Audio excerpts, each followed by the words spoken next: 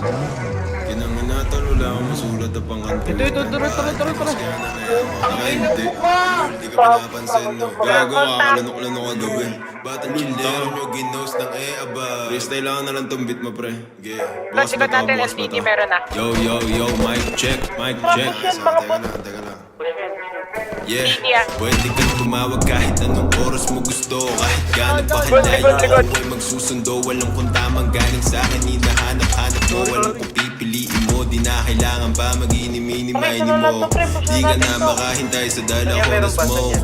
Damahin yung bawat stroke habang chinichoke. Kita sa kamang malambot, sobrang solid ng bayo. Yung kipay umuutot na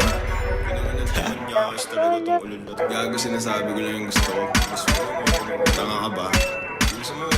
Teka.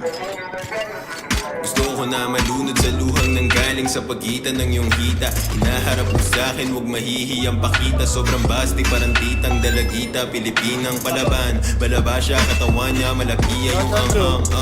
Talagang napaaso. Tapos namin 12 talagang tapos ang boxing. Alas 3 ng umaga, umubungol siya ng joke. May pagkaraos niya, pinagbalot niya pa ako ng chonky. Tapos bumait sa akin pagbigay ko ng malabo. Gago, teka, tapusin ko na nga itong beat. Papatayin ka namin! She loves sucking on my dick. Every time she blows me, I know she'll never spit.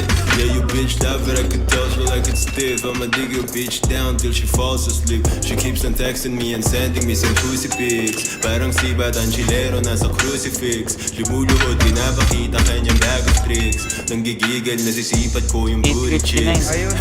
Di nagpumumog pag-uwi, tapos sa'yo humahalik. So tuwing umaalis ka, siya naman sa akin ay bumabalik. Kumukulit sa kimburat, dinidikat malaman na pagbinisita yung tewup ng embutido ko na pagkikit.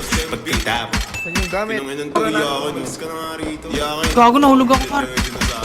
Saan mo agad Uy, gago, pinasa pala tayo. Bakit ka pala?